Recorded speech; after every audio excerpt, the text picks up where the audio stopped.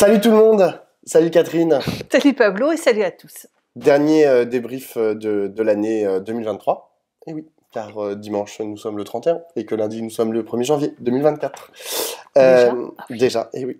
On va aborder deux sujets. Le deuxième, ce sera Gérard Depardieu et tout ce que ça a suscité.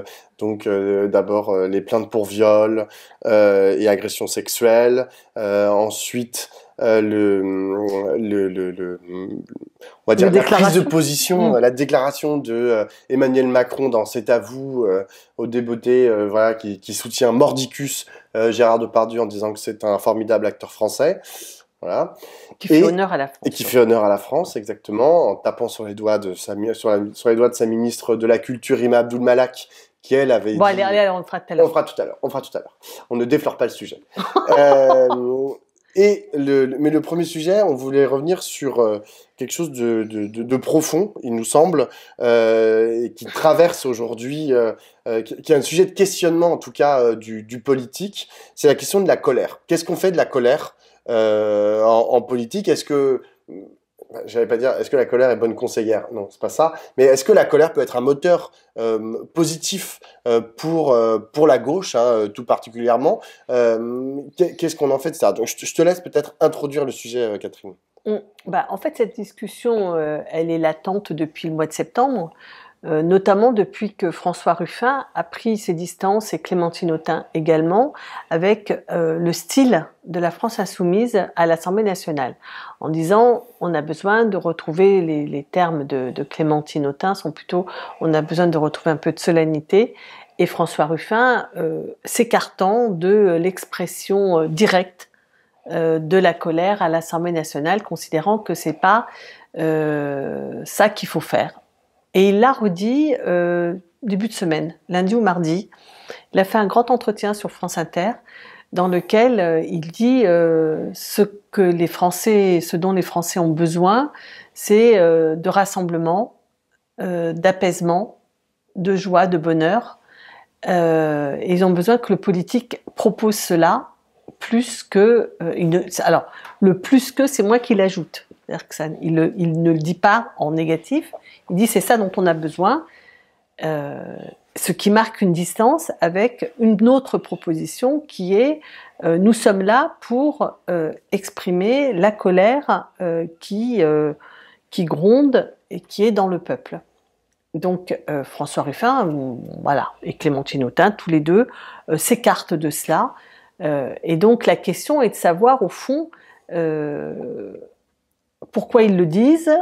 Est-ce qu'ils ont raison de le dire? Est-ce que c'est une proposition en tout temps ou est-ce que c'est une proposition en ce moment? Est-ce que c'est circonstancé? Est-ce que c'est le moment qui veut ça ou est-ce que d'une façon générale, il y a une question avec la colère?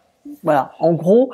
Et ça a beaucoup agité ceux qui sont dans les boucles de la France insoumise, etc.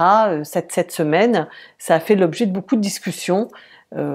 Voilà, donc on s'est dit c'est pas mal d'en discuter. Ils avaient eu une assemblée la France insoumise samedi dernier. Il y a eu très peu d'écho. À vrai dire, nous-mêmes on n'en sait rien vraiment de ce qui s'est passé. Il n'y a pas eu de compte rendu de cette réunion. Si ce n'est un incident avec un membre de cette qui a fait l'objet d'un article dans Le Monde, mais en dehors de ça, rien n'est sorti. Et c'était visiblement, de ce que l'on croit comprendre, une réunion extrêmement minutée. Donc il n'y avait pas de place pour l'improvisation et donc pas non plus de place pour un débat stratégique sur ce sujet ou sur d'autres d'ailleurs, sur l'avenir de la NUPES, sur les relations avec les autres partis de gauche. Donc ça n'a pas été ce lieu-là, ça n'a pas été ce moment-là. Et comme le dit pour rigoler Raquel Garrido, à qui on reproche de ne pas laver le linge sale en famille, elle dit où est la buanderie? C'est-à-dire en fait, où est le lieu où cette question, qui est une question extrêmement importante, peut être discutée? C'est-à-dire, est-ce qu'il y a de la colère? Est-ce que notre fonction, c'est de l'exprimer? qu'est-ce qu'on en fait de cette colère? Voilà. Elle dit, bon, ben ça... Exactement, parce que en vérité, c'est une double question. Je pense qu'il faut un peu séparer les deux questions. D'abord, est-ce qu'on considère que les Français et les Françaises sont en colère? Ou est-ce qu'ils ne le sont pas? Ça, c'est une première question sur laquelle, en fait, il y a différents capteurs en fait, de cette colère. Il y a d'abord... non, pas d'abord, parce que je pense qu'on leur donne beaucoup trop de place, c'est la question des sondages d'opinion, etc. Eux, ils rendent compte d'un certain état de l'opinion publique, entre très gros guillemets. Ils posent des questions qu'ils veulent ou des questions qui leur sont commandées, et puis derrière, les Français répondent. Ça peut donner, donc on peut leur poser la question d'ailleurs, est-ce que vous vous sentez en colère? Et là, les Français vont répondre oui ou vont répondre non. Ça, c'est un premier indicateur. Il y a un deuxième indicateur qui sont les corps intermédiaires, c'est-à-dire à la fois les partis politiques et les syndicats de travailleurs à deux endroits différents qui peuvent, et les assos, exactement, qui peuvent à leur endroit dire bon bah voilà sur la question du travail par exemple, sur leur poste de travail, les travailleurs et les travailleuses français ils sont en colère. Ils aiment plus, ils veulent plus travailler, etc. Ça, c'est le rôle de la CGT, de la CFDT, de FO et de Sud de rendre compte de cette chose-là.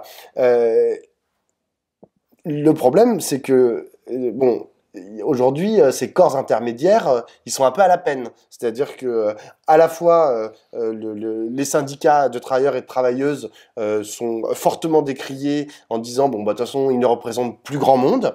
Ce qui est un peu vrai, hein, ils représentent moins de monde en tout cas qu'avant. Ils continuent à avoir à peu près 600 000 syndiqués en France, mais ça reste ultra minoritaire par rapport au nombre de travailleurs et de travailleuses. Donc on peut poser la question de la justesse de leur capteur, quoi.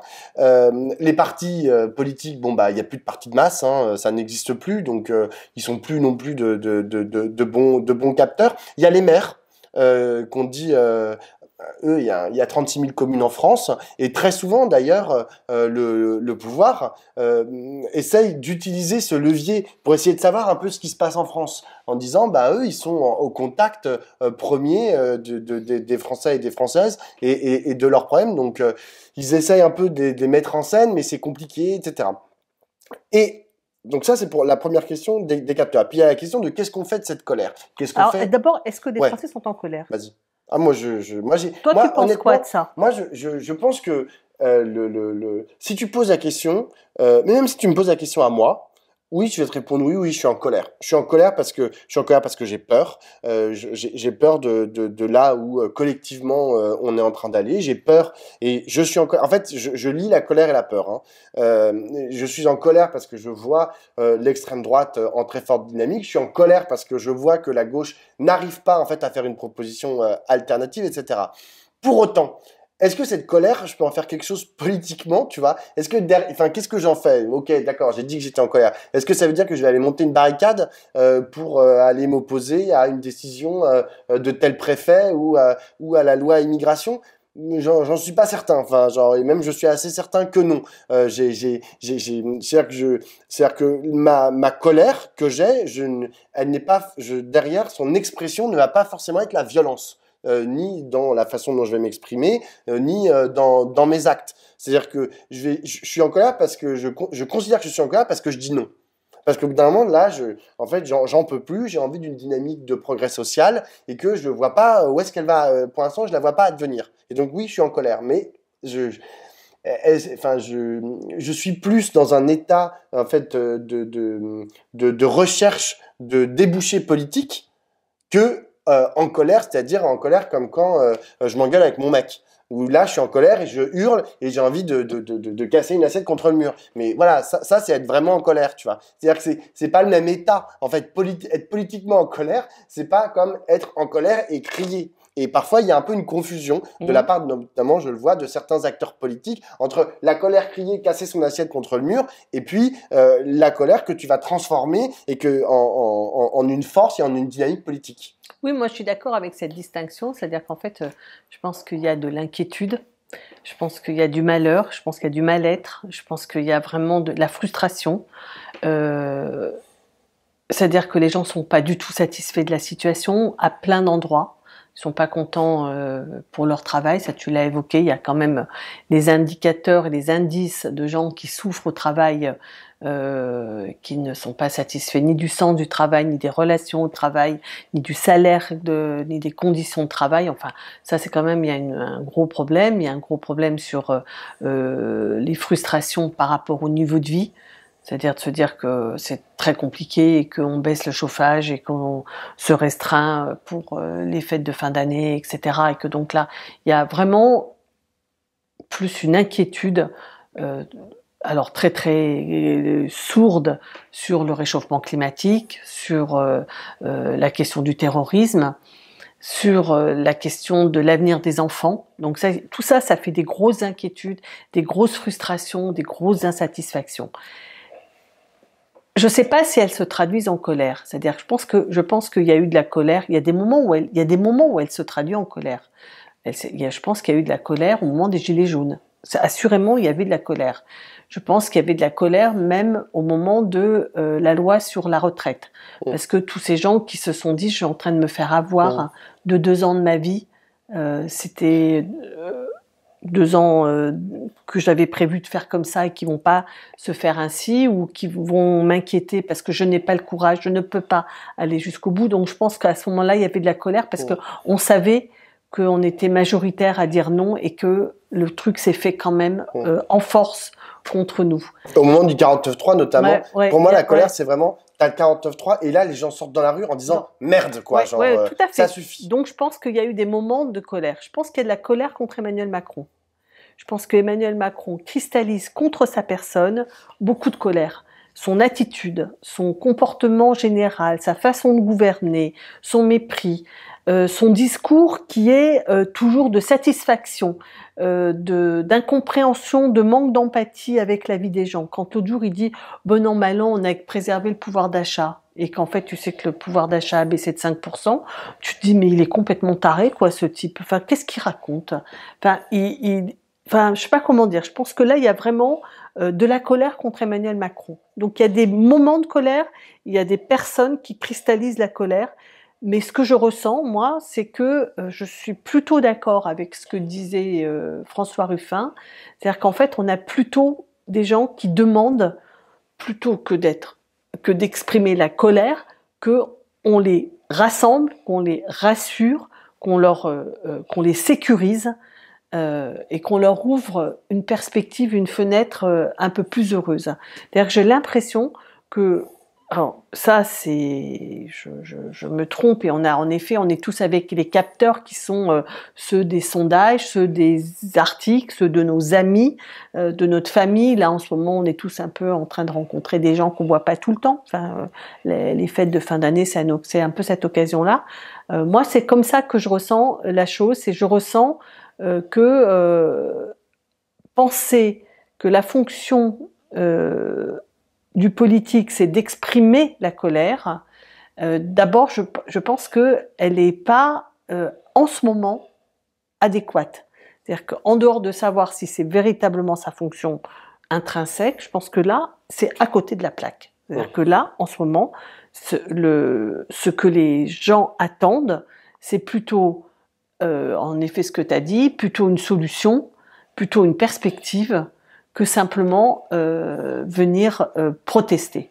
Il y a des moments de la protestation et il y a des moments où là, on est presque le cap après quoi, la protestation. C'est qu'on est presque encore plus désespéré que ça, où on ne croit pas forcément que c'est la protestation qui va nous en sortir, mais c'est la proposition, et alors pas simplement la proposition, je dirais, une des 650 propositions du programme de la France Insoumise, mais le rapport de force politique, la proposition politique globale, quoi, c'est-à-dire se retrouver, redonner de la force pour une alternative. D'autant que quand même un des problèmes centraux aujourd'hui auquel le politique est en train de s'affronter, on en parle beaucoup, hein, c'est la tripartition du monde politique et dans une certaine mesure la tripartition de la France. C'est-à-dire que, en gros, t'as les fachos, genre un bloc central que d'aucuns du côté de la France Insoumise appellent le bloc bourgeois, et la gauche. Voilà. Et donc, tu as ces trois forces. Dans la France insoumise, on traite la gauche de bourgeoise aussi. Oui, on traite exactement.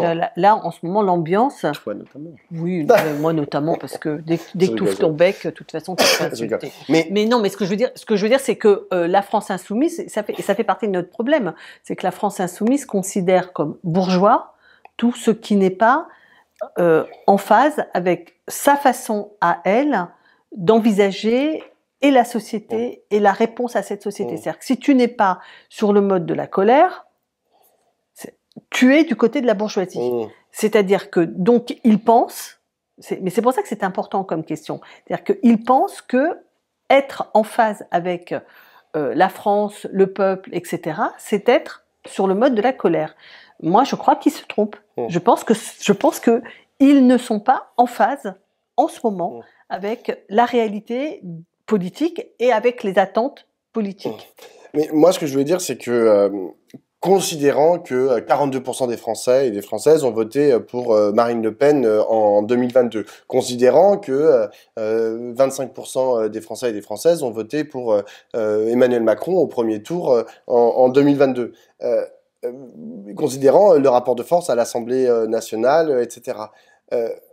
Qu'est-ce que ça veut dire? Enfin, quelle est la proposition de la gauche, en fait, pour dire on va réussir à vivre tous ensemble. On va réussir à vivre, en fait, sur un territoire qui s'appelle la France, avec 42% des Français qui ont voté, enfin des votants, qui ont voté pour Marine Le Pen en 2022. Et ça, cette proposition-là, honnêtement, je ne l'ai jamais vue. Surtout lorsqu'on est sur un mode où on considère que ce sont des fachos. Et moi, j'ai pas de problème à dire que genre le Rassemblement national, c'est des fachos, hein. C'est l'extrême droite, je veux pas avoir. Mais en vérité, moi, je fais pas de la politique, tu vois, mais je suis en attente de comment est-ce qu'on fait en fait pour vivre avec toute une partie de la France qu'on considère comme des fachos. Et alors encore plus si on fait partir les fachos à partir de la droite du Parti socialiste, ça fait quand même beaucoup de fachos, tu vois. Et je suis là genre d'accord, mais on va pas tous les mettre dans des goulags, tu vois, on va pas tous les mettre en prison. Enfin, ça n'a aucun sens. On va pas tous leur interdire voix au chapitre. Donc pour moi la question première à laquelle la gauche n'arrive pas à répondre, c'est prenons en considération l'état réel de la France, c'est-à-dire que en fait la France c'est pas que toi, moi, les gens qui ont manifesté contre les retraites, les gens qui sont contre la loi immigration, les gens qui veulent accueillir qui veulent accueillir dignement les gens qui veulent venir en France, les gens qui veulent plus de partage de la valeur, les gens qui veulent qu'on récupère que les travailleurs et les travailleuses récupèrent l'outil de production. C'est pas que ça la France. Et donc comment est-ce qu'on fait dans la perspective de la prise du pouvoir pour rentrer dans notre champ de réflexion et de solution? Ces gens, en fait, qui sont des libéraux, ces gens, voire des néolibéraux, des gens qui pensent que y a trop d'immigrés en France, etc. Et ça, moi, je ne sais pas où est-ce qu'elle se fait. Et j'en reviens à la question de la colère. Lorsqu'on est en colère, en fait, contre des gens, notamment, tu l'as très bien dit, ce qui cristallise beaucoup la colère, c'est par exemple Emmanuel Macron. Il cristallise la colère. À un moment, c'était Myriam El Khomri. Elle cristallisait la colère. Ça a été le préfet allemand. Il a cristallisé la colère des gilets jaunes, notamment, etc. Si on part en fait de ça et que du coup on les exclut, on dit non, tout ça c'est des fachos, etc. On veut pas leur parler. Moi, je ne vois que des impasses, en fait. Des impasses dans la proposition. Là où, en fait, il faudrait, comme tu dis, c'est au-delà de rassembler, c'est faire une proposition pour qu'on puisse. On est 67 millions pour qu'on puisse vivre à 67 millions sur le même territoire. Et c'est chaud, hein. J'ai pas dit que c'était facile, etc. Parce que ça veut dire réenclencher des nouvelles dynamiques qui nous permettent en fait que les gens qui veulent moins d'émigrés, les gens qui sont des néolibéraux et qui voient la gauche de la gauche comme des affres rouges, eh bien qu'on arrive quand même à pouvoir se respecter. C'est chaud parce qu'aujourd'hui moi je ne respecte pas l'extrême droite. Donc il va falloir à un bout d'un moment trouver un endroit où créer une nouvelle dynamique pour pouvoir leur faire mettre un genou à terre et que on puisse les battre. Je sais pas. En fait, j'ai pas la solution, mais je vois qu'il y a un problème fondamental parce que moi, quand je dis oui, je suis de gauche, etc., on te dit bah oui, mais c'est l'extrême droite qui est plus forte que vous. Alors, vous faites quoi avec ces gens-là? Moi, je sais pas. Alors moi, je reviens sur cette histoire de colère aussi. C'est-à-dire qu'en fait, le problème de la colère, quand tu exprimes la colère, quand tu l'exprime, la magnifie, la met en scène, c'est-à-dire éventuellement tu la fais gonfler, quoi, tu vois, cette colère. Le problème que je vois et qui rejoint un peu ta préoccupation, c'est que une colère qui ne s'articule pas à une proposition positive, à un projet, elle se cristallise justement sur des boucs émissaires. Des boucs émissaires qui peuvent être des personnes politiques ou qui peuvent être des immigrés, par exemple. C'est-à-dire que quand on est en colère parce que la situation ne nous convient pas, eh ben, si on n'a pas une proposition politique qui nous permet d'y répondre, qui permet de trouver un débouché et de pouvoir modifier la réalité, eh ben, d'un seul coup, on va sur des chemins qui sont des chemins très très rapides et très très courts. Et donc, c'est pour ça que je pense qu'il y a, sur cette question de la colère, il y a cette question d'être en phase avec le pays, d'apporter une bonne réponse, mais que la réponse, l'enjeu sur cette question de la colère, c'est pas un enjeu électoral. C'est pas un enjeu simplement d'être, quand on dit être en phase avec le pays, on peut penser que c'est pour ramasser des voix, que c'est pour être bien vu du popolo. Mais non, c'est pas ça le sujet. Enfin, c'est pas vraiment ça le sujet. Le sujet, c'est que d'exacerber la colère quand on n'est pas en capacité, en face, d'avoir une proposition politique, moi je suis certaine que la conclusion de ça est une conclusion catastrophique.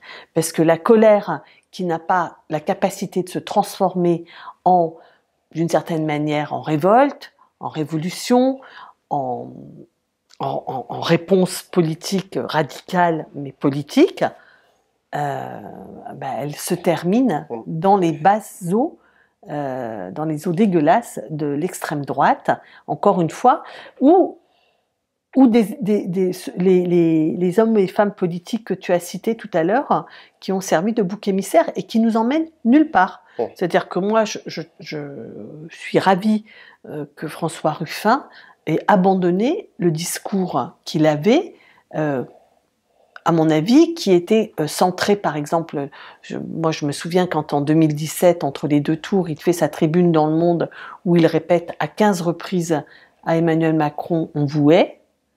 Ben non, quoi. Si tu veux, la haine, c'est comme la colère. Pour moi, la haine adressée à une personne et qui n'est pas en mesure d'être autre chose et d'être une proposition de transformation, bah ça nous emmène dans le mur et et je pense, donc là je redis ce qui m'a valu les volées de bois vert cette semaine, c'est que la colère sans projet, sans perspective, nourrit le ressentiment, et le ressentiment, c'est l'aigreur et la rancœur, et ça va droit au Front National. Moi, je voudrais juste dire un truc sur la colère pour justifier un peu aussi ceux qui pensent que vraiment la France est dans un état de colère très importante. Moi, j'ai l'impression que... Ah, je pense qu'elle est dans un état de rupture. Hein. Moi, je pense pas qu'elle va bien, hein, la France. Hein. Non, c'est pas qu'elle va pas bien. Non, mais je pense qu'on est réellement au bord de la rupture. Alors, mais la colère, justement, je sais pour pas l'expliquer, si c'est exactement le bon. Oui, le bon sentiment, le bon moteur. Ouais. Non, mais parce que il y a une autre chose, en fait, c'est que j'ai l'impression aussi que le peuple français, mais à mon avis, comme beaucoup de peuples à travers le monde, le peuple français est arrivé à un degré de maturité démocratique très important. C'est-à-dire que ce qu'il y a écrit sur le fronton de nos mairies, c'est-à-dire liberté, égalité et fraternité, ça fait maintenant plus de 100 ans en fait que c'est écrit, ça fait plus de 100 ans en fait qu'on nous l'explique à l'école de la République, et que ça commence à être une donnée de notre existence. Le seul problème, c'est que on nous apprend à l'école liberté, égalité, fraternité. On nous explique que l'école c'est l'outil de l'émancipation, que la République c'est formidable parce qu'elle accueille tout le monde, etc. Machin, machin. Et derrière on va dire cette théorie qu'on nous enseigne en fait, et que la République porte toutes les valeurs que la République porte depuis les Lumières, hein, c'est-à-dire même avant la République, se confronte en fait à une réalité qui n'est pas la même. C'est-à-dire que lorsque tu es un enfant de 16 ans, un garçon de 16 ans noirs dans les quartiers populaires, bah tu te tapes une police raciste. C'est-à-dire que tu te tapes genre les contrôles aux faciès, les violences policières, c'est compliqué pour avoir un boulot, c'est compliqué pour avoir un logement, et tout ça est excessivement bien documenté. Mais surtout, il est vécu, en fait. Et donc, pour ce jeune de 16 ans à qui on dit liberté, égalité, fraternité, les valeurs de la République, blablabla, blablabli, et derrière on lui dit bah en fait t'as aucun horizon. Enfin en fait il sait lui-même parce qu'il en vit l'expérience qu'il n'a aucun horizon. Ben pour lui, pour toute sa famille, pour ses parents, etc. C'est insupportable. Et là on a un problème. Donc cette maturité démocratique, c'est-à-dire que on sait qu'on on peut tous aller voter lorsqu'on est français et française, etc. Et se confronte, mais c'est très très violent, à un problème de temporalité. Parce que là, en gros, tu as les politiques qui te disent « Attends mon gars, quand, d'ailleurs que ce soit Emmanuel Macron ou la gauche, etc., c'est quand on va être au pouvoir, ça va être mieux. » Et puis genre, c'est jamais mieux. Et puis on te dit « Oui, mais attends, tout ça est compliqué, c'est des paquebots, avant de réformer toute la police, ça met un peu de temps, machin. » Et oui, mais le problème, c'est qu'en attendant, bah, tu as des enfants, parce que ce sont des enfants qui meurent sous les coups de la police, et c'est insupportable. Et lorsque tu es, par exemple, parent d'un enfant non blanc et que tu habites dans un quartier populaire, bah, tu as peur, en fait, pour ton fils. Et quand on te dit, oui, mais attends, dans une génération, on aura réformé la... Bah non, en fait, tu peux pas attendre une génération. Tu peux pas attendre une génération avant que on puisse offrir à ton enfant, d'ailleurs, tu parlais de l'avenir des enfants, tu peux pas attendre une génération pour qu'on puisse offrir à tes enfants une perspective. Et donc bah, c'est là, en fait, qu'il y a de la violence et de la colère, en fait. C'est-à-dire ça dépend. Pablo, c'est possible qu'il y ait de la violence et de la colère, et je pense aussi qu'il y a beaucoup de désespoir. Ah ben, c'est une autre façon de voir le truc, mais c'est pas beaucoup mieux, quoi. Je te dis pas que c'est beaucoup mieux. Ce que je veux te dire, c'est que pour qu'il y ait de la colère, déjà, il faut qu'il y ait un peu d'espoir. Il faut qu'il y ait l'idée qu'on a de la force pour se révolter. C'est pour ça que je dis que il y a plusieurs questions. C'est est-ce que c'est de la colère? En ce moment, j'ai l'impression qu'il y a plus de la tristesse et du désespoir que de la colère. Y compris d'ailleurs, tu vois, quand je pense aux révoltes de cet été des jeunes, maintenant ça fait, on commémore les 40 ans de la marche pour l'égalité, puis en 2005 les révoltes de 2005, et on recommence en 2023 avec toute cette histoire qui ne progresse pas. Et je ne sais, enfin, moi j'ai le sentiment qu'il y a de l'énergie du désespoir, et que véritablement, l'enjeu, je pense que quand on exprime de la colère, on est dans une situation qui est moins bloquée. Enfin, la colère, c'est moins bloqué que là. Sauf que là, on accumule les expériences de nos échecs, quoi. Oh. C'est-à-dire quand tu as fait les manifs pour les retraites et que tu as perdu, quand tu as fait les gilets jaunes et que tu as perdu, quand ça fait 40 ans que tu te dis mais attendez, ça va quoi, on est français, il faut arrêter de nous discriminer comme ça c'est le cas, et que la police, il faut qu'elle arrête de se comporter ainsi et que ça continue. Il y a quelque chose de l'ordre du désespérant. Oh. Et en effet, cet écart entre la réalité et le liberté, égalité, fraternité, comme l'écart entre le discours de Macron et la réalité ressentie, c'est-à-dire Macron, tout va très bien, Madame la Marquise, et la réalité des gens, ça crée une dichotomie qui est insupportable, mais qui est insupportable, qui est par moment peut susciter de la colère et de la révolte. Et encore une fois, cette colère et cette révolte, si elle est adossée à un projet politique, ça peut aller loin. Mais s'il n'y a pas de projet politique et il n'y a pas de force politique, ça va dans le mur. Par ailleurs, en ce moment, ce que je te dis, moi, ce que je crois, c'est qu'on est devant une situation de grand désespoir. Oui, mais je suis d'accord, mais le seul point positif, en fait, que je vois, c'est que c'est que l'origine de ce désespoir, c'est la maturité républicaine et démocratique du peuple. C'est qu'on n'a pas renoncé à nos espoirs, d'une certaine manière. Et on n'a pas renoncé à nos valeurs. Et les gens, ils n'ont pas renoncé à la liberté, égalité, fraternité. Et en fait, c'est inscrit à l'intérieur d'eux, et c'est au nom de ça qu'ils se battent. Parce que t'as des gens qui se battent pas. Moi, je fais partie. Qui se battent ou qui se battent pas. Non, mais c'est une vision positive de dire qu'ils se battent. Oui, t'as raison. C'est dans le désespoir, ça conduit pas forcément à la lutte. Hein. Oui, moi, tu vois, j'en parlais avec mes grands-parents. Donc, c'est des gens qui ont maintenant 90 ans. Et eux, en fait, ils sont nés genre avant la Deuxième Guerre mondiale, pardon, et eux, ils considèrent qu'ils sont nés dans une société de caste et que ils étaient nés paysans pour du côté de mon grand-père, d'autres c'est des immigrés espagnols républicains, etc. Et en fait, ils sont nés dans une société qui ne remettait pas en question, enfin, qui n'avait pas l'égalité au cœur de son identité. Aujourd'hui, les générations qui ont mon âge, mais en fait qui ont ton âge aussi, c'est-à-dire les générations en dessous, elles prennent comme le socle de base l'égalité naturelle en fait entre les individus.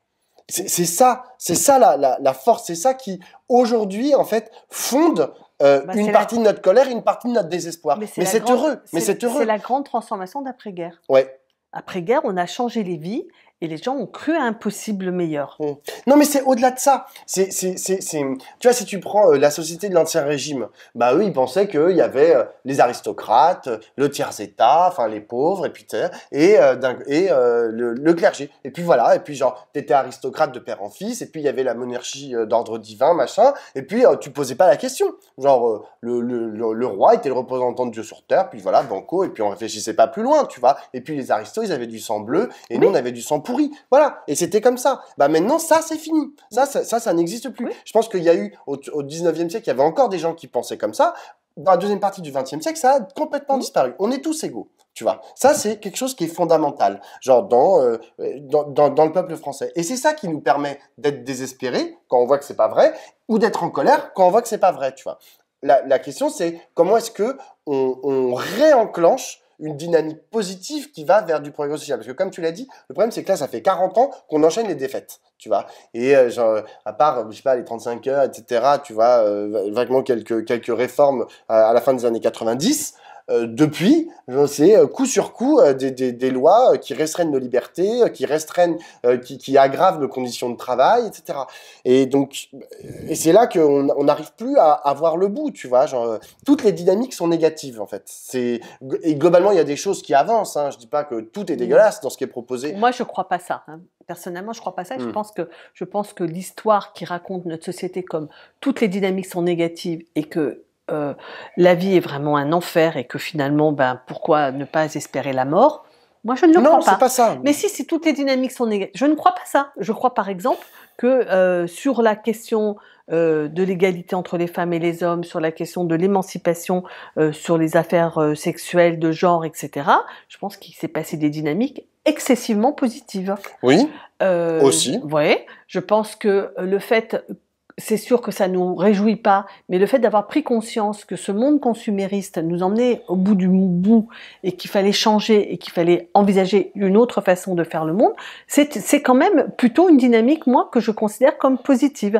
C'est-à-dire que ce que tu as dit sur le fait que la demande démocratique, c'est-à-dire ne pas se contenter simplement de voter, mais de vouloir participer, donner son avis, construire, co-construire, etc.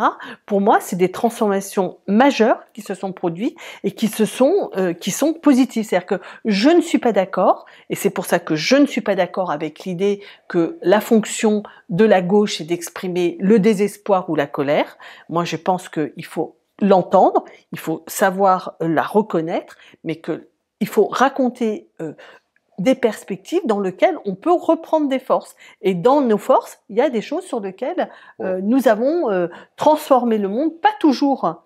C'est pas toujours les politiques. Toutes les transformations qui ont lié aux questions de genre et aux questions d'égalité femmes-hommes ne sont pas absolument portées par le politique, mais néanmoins elles sont avenues.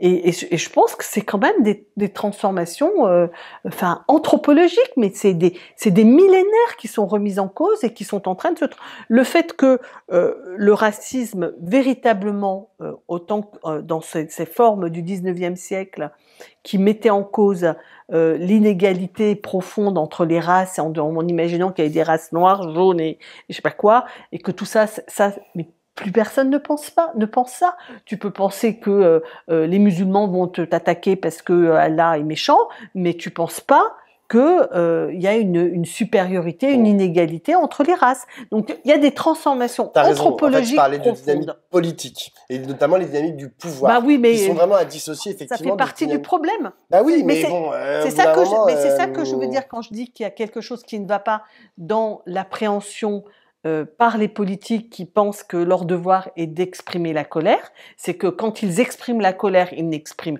que la colère et pas du tout les éléments extrêmement positifs et qui peuvent nous ouvrir des espaces.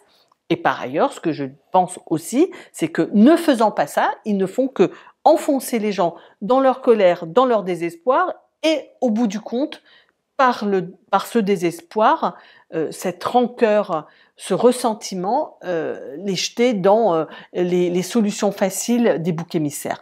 Et encore une fois, le bouc émissaire, c'est l'immigré ou Emmanuel Macron. Deuxième sujet, Gérard. Bah, qui est un peu lié, parce que tu en as parlé.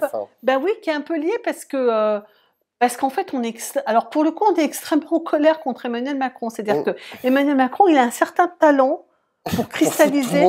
Non, mais oui, mais pour cristalliser vraiment quelque chose qui ne va pas du tout, quoi.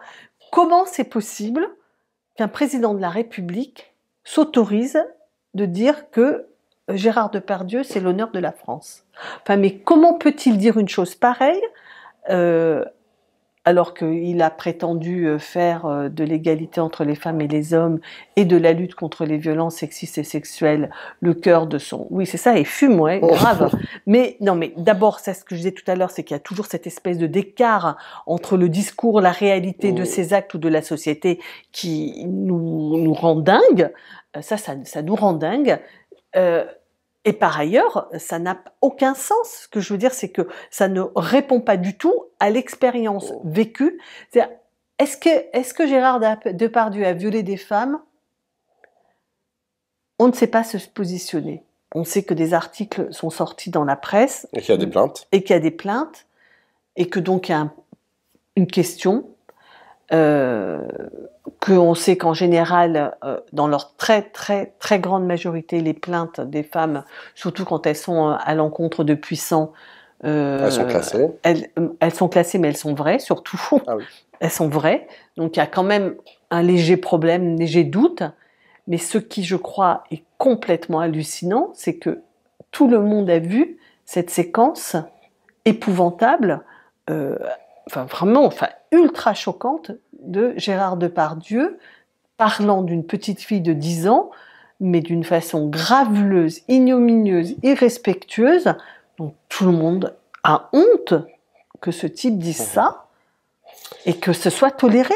Et comment Emmanuel Macron peut venir défendre ça? Enfin, au minimum, il prend de la distance, au minimum, il parle des femmes, et là, il ne fait pas ça. Je veux dire que Gérard Depardieu est soit été et soit encore un grand acteur, pour moi, ça ne fait pas de question. Je suis d'accord, tous les films que j'ai vus de Gérard Depardieu, j'ai toujours trouvé qu'il était mais vraiment extrêmement fort. Même Astérix Obélix. Ah mais j'ai pas vu.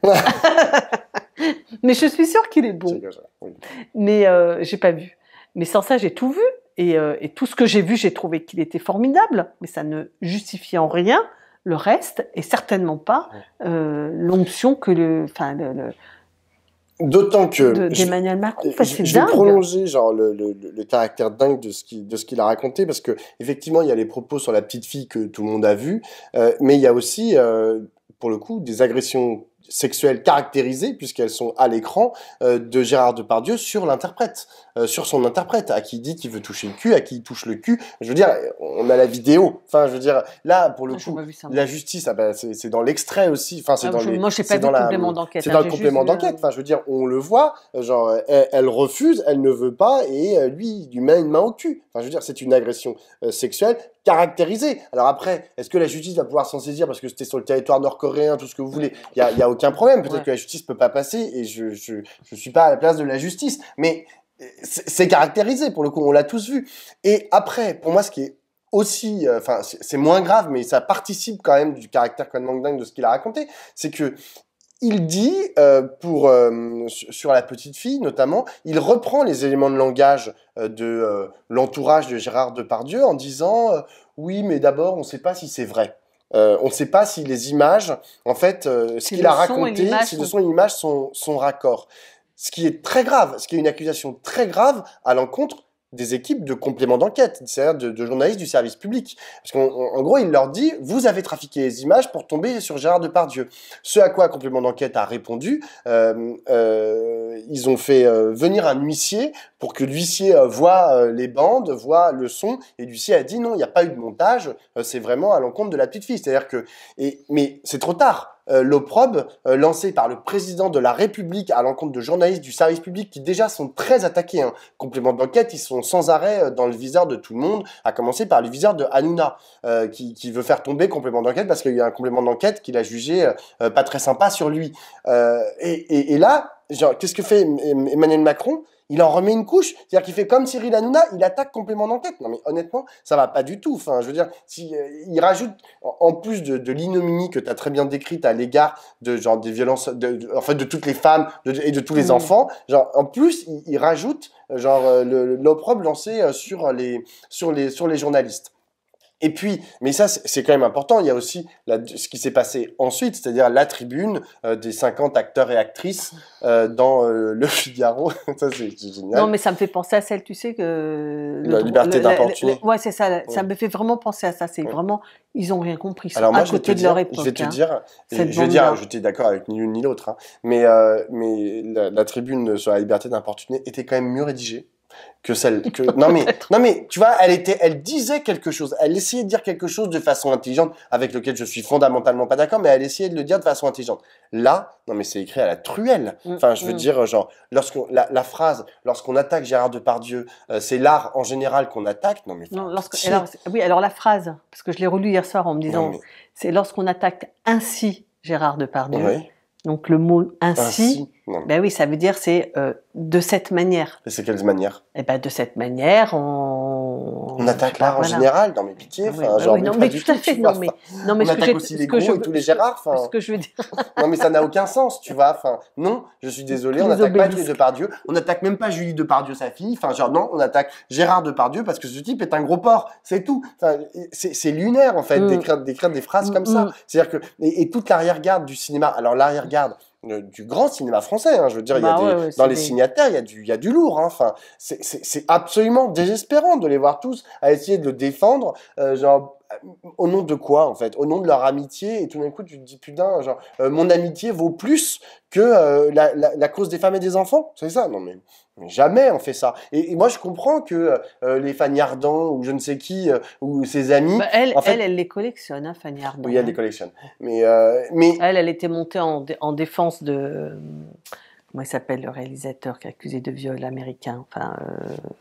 Ah zut, Polanski. Ah oui, Polanski. Elle était montée en défense de Polanski. En fait, non, mais qu'elle reste amie avec Gérard Depardieu, il n'y a pas de problème. Mais parce que je comprends, moi, il y a des amitiés, parfois, voilà, tu peux considérer que bon, c'est ton ami. Mais putain, après tu fermes ta gueule. Genre, t'es pas obligé de monter au créneau, de signer une tribune dans le Figaro le soir de Noël pour dire tout ton amour et dire qu'on peut pas faire tomber les monstres sacrés, que les monstres sacrés sont sacrés par essence et donc ils ont le droit de faire ce qu'ils veulent. Et si on leur apportait des jeunes vierges sur un plateau d'argent pour qu'ils se repaissent, mais non mais ça va pas, non. Enfin, genre, ça reste un homme et un porc. Donc on peut dire que Les Valseuses c'est un super film et c'est incroyable de ce que ça disait de son époque avec un style genre absolument incroyable, mais enfin après on va pas non plus défendre Gérard Depardieu, enfin je veux dire c'est ce que disaient les gens, ils disaient c'est comme si on disait attends c'est lequel qui conduisait des bus c'est le serial killer qui conduisait des bus. Ah, je vois.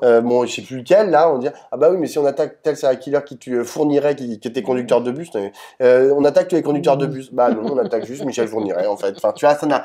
C'est pas Michel Fourniret qui était conducteur de bus, mais peu importe. Enfin, c'est quand même, on arrive à un degré. Oui, mais et c'est là que je suis pas tout à fait d'accord avec toi par rapport à ce que je disais tout à l'heure. C'est toujours le danger qui est mis en avant. Par les penseuses féministes, etc. C'est que effectivement, il y a des dynamiques en fait de progrès social sur certains sujets, par exemple sur le sujet de l'égalité femmes-hommes ou des violences faites aux femmes, et derrière, tu as le backlash, c'est-à-dire le retour de bâton. Bah ça on n'en est pas à l'abri que ça soit au niveau du pouvoir ou dans la société, tu vois, les gens disent, ouh là, la MeToo, ça va trop loin. Allez hop, on revient en arrière. Et finalement, la place de la femme, c'est dans la cuisine, tu vois. Et Non, alors là, il faut faire attention. Bah, non, moi, je considère que c'est pas le progrès, c'est pas un tapis roulant, en fait, qui s'arrête jamais, quoi. Certainement, je ne crois pas que le progrès soit un tapis roulant. Ce que je pense, c'est que, en effet, les choses peuvent s'interrompre, s'arrêter, repartir. Je ne crois pas qu'on soit au bord de remettre les femmes à la cuisine. Franchement, ce que je pense, c'est qu'en effet, il y a une discussion en ce moment, et notamment chez les jeunes, parce qu'il y a cette affaire concomitamment de ce joueur de football qui a été accusé par des femmes de l'avoir violé ou je ne sais quoi, et que la justice l'a innocenté. Or, le gars, il a perdu sa carrière et voilà. Et il est en Angleterre et il a été victime justement de probablement trop d'argent. Et il a tellement d'argent que les femmes se sont dit, on va se le faire celui-là.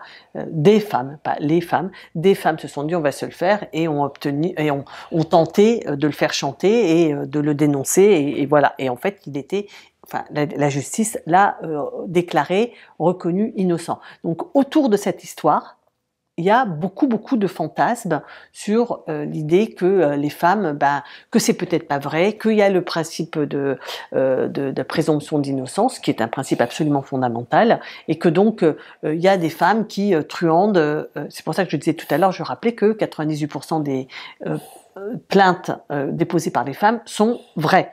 Le fait que la condamnation n'ait pas lieu ne veut pas dire que leur plainte n'est pas vraie. Il peut y avoir manque de preuves, manque de prescription, blablabla, mais on ne met pas en cause la véracité du préjudice qu'elles ont subi. Ça, c'est la première chose. La deuxième chose, c'est que ce que je crois, c'est que ce qui reste, c'est le caractère absolument qui a heurté la France dans les propos d'Emmanuel Macron, peut-être que dans les plus vieux qui trouvent que faut pas charrier quoi, une petite tape au cul quand même, voilà.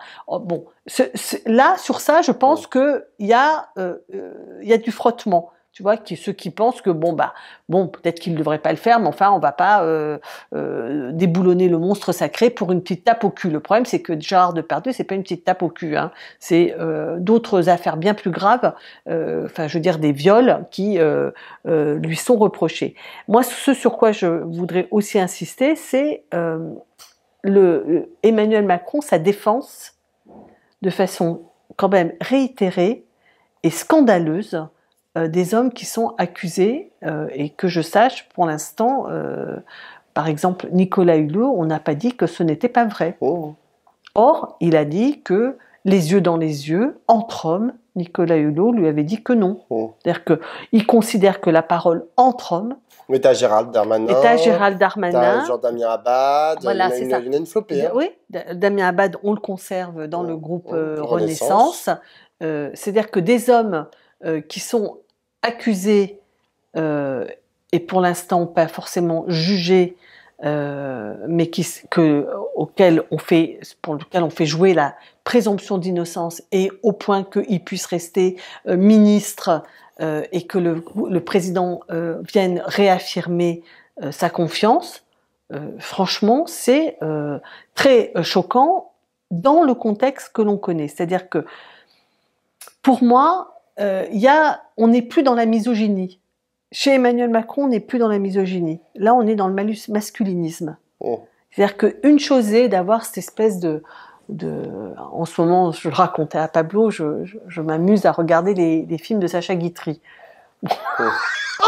Pas le plus grand des féministes. Voilà, un excellent cinéaste, comédien, tout ce qu'on voudra. Bon, c'est très misogyne. Mais tous les films des années 70, c'est incroyablement misogyne. On ne peut plus voir ça aujourd'hui sans se dire mais comment, mais quoi, tu vois, Mireille d'Arc avec Alain Delon, mais non, quoi. Les Godard.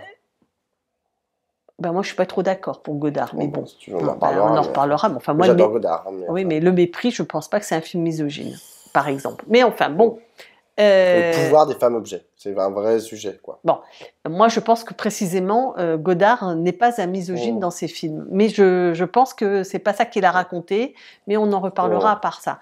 Mais en tout cas, ce que je veux dire, c'est que il y a la misogynie d'une époque, de génération et d'histoire séculaire, et puis là on n'est plus là, quoi. On n'en est plus là. Puis, il a 45 ans, Macron. Oui, donc il est dans la nouvelle génération. il est dans cette génération-là, il est dans ce temps-là, et il ose encore se comporter et parler ainsi. Ce type comme un vieux con. Ouais, non, mais encore une fois, ça veut dire qu'il oui, ça veut dire qu'il s'oppose. C'est pas qu'il est pris dans son histoire, c'est qu'il s'oppose à l'histoire. Donc, on n'est plus dans la misogynie, mais dans le masculinisme. C'est-à-dire, je défends les prérogatives des mâles. Et pour aller dans ton sens, le taquet qu'il met au détour d'une phrase à la ministre de la Culture, Rima Abdul-Malak, alors même que en vrai, il aurait pu jouer, comment on dit, être calme sur le sujet, tu vois. C'est-à-dire que Anne-Elisabeth Lemoine, la journaliste, lui pose la question, lui dit oui, mais Rima Abdul-Malak, elle a dit que c'était un déshonneur pour la France et elle a dit qu'elle était plutôt d'accord avec la procédure disciplinaire de la commission de la Légion d'honneur pour lui retirer la Légion d'honneur. Et là, au lieu d'essayer d'emballer le truc pour pas se mettre en opposition orthogonale avec Rima Abdul-Malak, mais il l'enfonce et il lui tape sur les doigts comme un gros mascu. C'est-à-dire, genre, il la remet à sa place, la Rima Abdul-Malak. Tu sais, il y a quelques temps, il y a 2 ou 3 débriefs, j'ai dit Jean-Luc Mélenchon se comporte très mal avec les femmes parce qu'il les attaque nommément, il les met en cause nommément, du haut de son pouvoir, il a attaqué individuellement Clémentine Autain et Raquel Garrido. Eh ben, Macron a fait la même chose avec Elisabeth Borne et avec Samuel. Exactement. C'est-à-dire que il ne le fait pas pour les hommes, il le fait pour les femmes. Le Gérald Darmanin, qui a fait que de la merde en fait sur sa loi immigration, et Emmanuel Macron le sait, et lui-même n'est pas d'accord avec cette loi immigration, que Gérald Darmanin, je le rappelle, au sortir du Sénat, il a trouvé ça fantastique. Ah ben c'est super ce qu'a fait Gérald dans cet avou. C'est super ce qu'a fait Gérald Darmanin. Non mais et ils ont toujours des satisfecit et les femmes elles s'en prennent toujours plein la gueule. Bien sûr, elles se font redresser publiquement par le supérieur. Ça je m'excuse, mais c'est d'une humiliation pour les femmes insupportable. Non mais ces mecs, il faut qu'ils réfléchissent 2 minutes. Surtout des mecs de 45 ans. Moi, c'est aussi son âge, en fait. Non, mais parce que Mélenchon, il n'a que 71 et ça ne lui pardonne pas tout. C'est vrai. Non, mais je pardonne. Il est de gauche, lui. Donc, comme il est de gauche, il y a des exigences à avoir. Enfin bon, voilà, c'est sur ces bons mots. Moi je voulais dire un dernier tout petit truc, parce que, en fait, j'ai vu par hasard sur LCP un documentaire d'1 heure sur Nelson Mandela, qui m'a estomaqué. Je vous le recommande vraiment. C'est-à-dire sur d'abord comment on a mené le combat contre l'apartheid, comment l'ANC a mené le combat contre l'apartheid en se saisissant de la figure de Nelson Mandela, et comment Nelson Mandela a permis la réunification du pays. Tout à l'heure, tu parlais de cette question-là. Vraiment, ce documentaire, alors que je pensais connaître pas mal de choses sur Nelson Mandela et sur cette histoire, j'ai trouvé ça extraordinairement intéressant. Donc, si vous vous intéressez à la question de la réunification des peuples et comment on sort de la culture violente et vindicative pour essayer d'aller vers autre chose, je vous recommande vivement ce documentaire sur LCP. Et moi aussi, j'ai un petit conseil, c'est pas parce que c'est la fin de l'année et que peut-être certains d'entre vous vont fêter le passage d'une année à l'autre, mais surtout, buvez, mangez, faites l'amour. Je sais pas, éclatez-vous. Enfin, je veux dire, non, mais c'est vrai que il y a encore des endroits.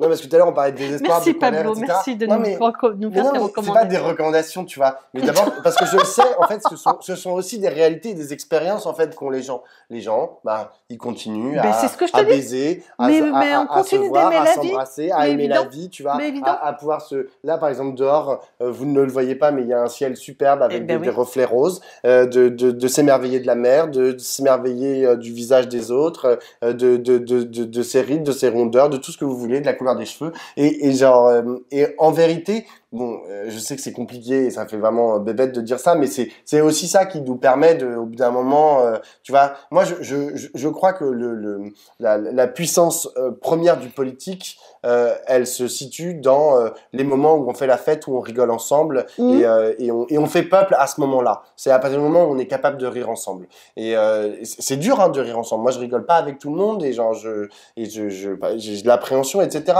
Mais à partir du moment où j'y arrive, je sais que c'est bon, on est sur la bonne voie. Et sur ce, À l'année prochaine. À l'année Bisous, bisous. prochaine, bisous.